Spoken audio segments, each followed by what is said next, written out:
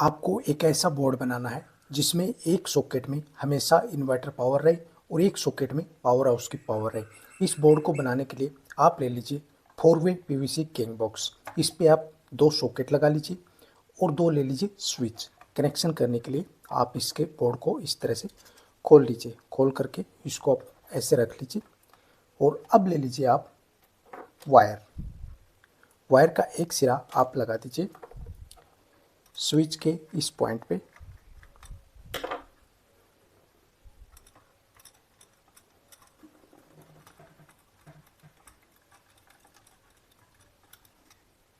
और इसको आप बढ़िया तरीके से कर दीजिए टाइट। वायर का दूसरा सिरा आप लगाइएगा सॉकेट के लाइन वाले पॉइंट पे।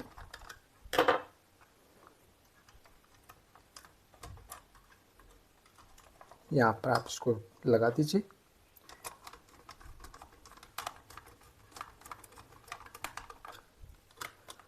और आप ले लीजिए और वायर का एक सिरा आप लगाइएगा इस पॉइंट पे। ये स्विच का पॉइंट है।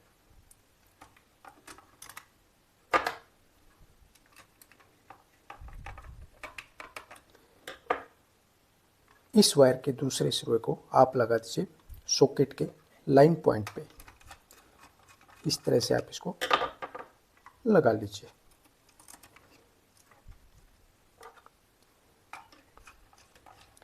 अब इस बोर्ड में 2 पावर आने वाली है। एक पावर हाउस पे से पावर आएगी और एक आएगी हमारे घर में लगा इन्वर्टर से। आप इसको कहीं भी लगा रहे हो, ऑफिस में लगा रहे हो या फिर घर में, काम ऐसे ही आपको इसके कनेक्शन कर लेने हैं। अब देखिए आपको इसमें ये देखना है कि इन्वर्टर पावर में कौन सा सॉकेट चलाना है और पावर हाउस की जो बाहर से हमारे घर में पावर आती है उसमें कौन सा सॉकेट चलाना है। उसके लिए आप लेफ़्ट और राइट में देख लीजिए जो भी आपको लगाना है। और अब आप ले लीजिए एक वायर जो कि ब्लैक कलर की, इसको आप लगा दीजिए सॉकेट के न्यूट्रल पॉइंट पे इस तरह से।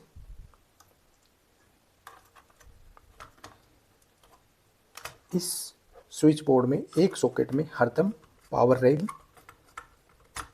जब बिजली कटेगी तब इन्वर्टर पावर एक सॉकेट में चलती रहेगी और जिस सॉकेट में आप बिजली से सप्लाई देंगे यानी कि आपके मीटर से आएगी उसमें पावर कट जाएगी।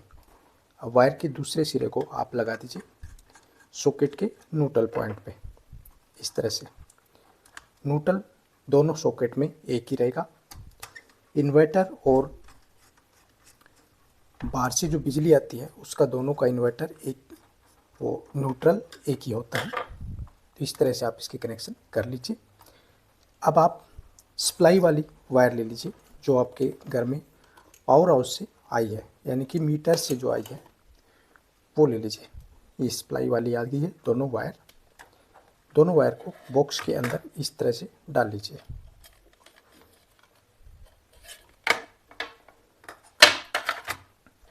अब आप इसमें न्यूट्रल वायर को ला करके सप्लाई के इसको आप कोई भी सॉकेट के न्यूट्रल पॉइंट पे इस तरह से लगा दीजिए। यहाँ पे ऐसे लगा दीजिए इसको और इसको कर दीजिए टाइट।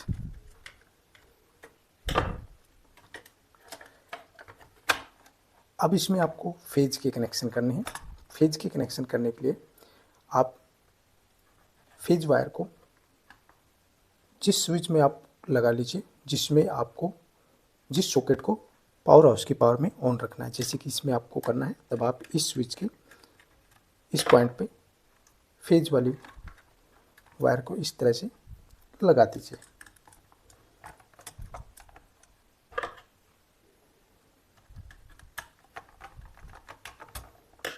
इस तरह से इसको लगा दीजिए।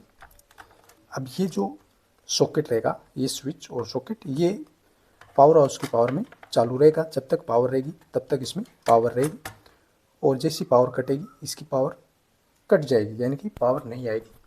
अब आपको इस सॉकेट में करने हैं इन्वर्टर से पावर, इन्वर्टर पावर के कनेक्शन, इन्वर्टर से जो पावर आती है उसके लिए आप अलग से एक वायर ले लीजिए।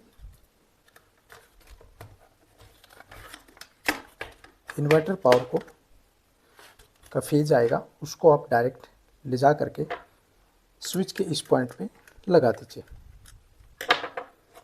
इस तरह से जब भी हमको कनेक्शन करना होता है दोनों पावर को अलग रखेंगे, इसको एक साथ नहीं जोड़ना है वरना इन्वर्टर ख़राब हो जाएगा। तो ये सॉकेट हो गया इन्वर्टर पावर से और ये सॉकेट हो गया बिजली से, जो पावर हाउस की पावर आती है उससे। इस सॉकेट में हमेशा पावर कंटिन्यू चलती रहेगी क्योंकि इन्वर्टर पावर है। अब आप इस बोर्ड को कर दीजिए बंद। इसकी सीट को आप इस तरह से लगा दीजिए।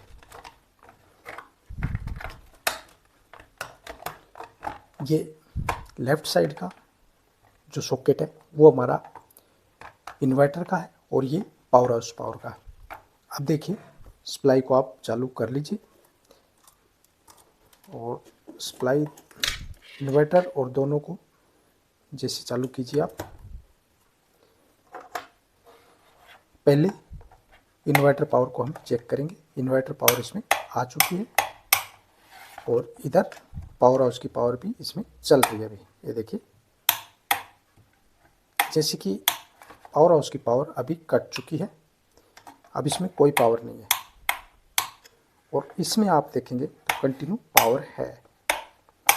तो इस तरह से आप